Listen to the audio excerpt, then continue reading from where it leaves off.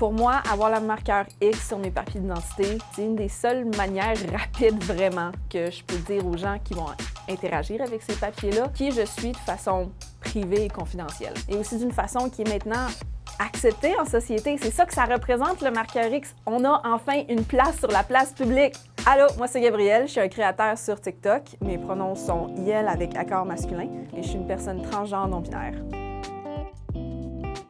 Je suis allée faire ma demande pour changer mon marqueur de sexe pour un X. Depuis la mi-juin, au Québec, au niveau provincial, le marqueur de sexe X est disponible sur les certificats de naissance. Sans l'influence, le permis de conduire, la carte d'assurance maladie et en fait, tous les papiers d'identité qui vont se baser sur un certificat de naissance.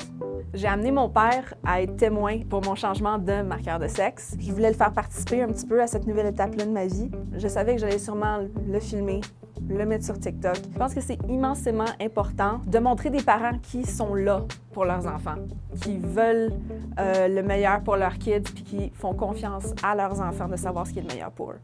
Comment est-ce que je me suis rendu compte que moi, Gab, j'étais non-binaire? Maintenant, tu sais, quand je regarde mon enfance, c'était évident. J'ai toujours trouvé qu'il y avait un petit quelque chose qui clochait. La pandémie à pogne. On se ramasse tout seul à la maison. Je me ramasse sur TikTok et pour la première fois, je vois des personnes non-binaires. J'entends leurs histoires, j'entends leurs expériences. Et il y a un mot pour comment je vis la vie. On va changer mon nom légal et changer mon marqueur de sexe sur mes papiers d'identité. J'ai décidé de commencer à créer sur cette plateforme-là parce que j'ai réalisé qu'il n'y a quasiment pas de créateurs québécois francophones non-binaires.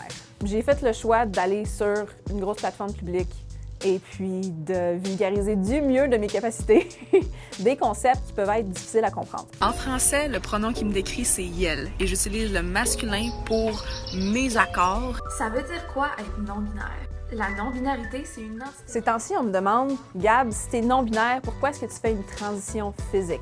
Parce que je fais une transition physique, je suis sur une transition hormonale, je prends de la testostérone et j'ai eu une mastectomie complète, donc je n'ai plus de poitrine. Une personne non-binaire peut entreprendre une transition physique ou sociale pour mille et une raisons. La raison principale, c'est son confort personnel.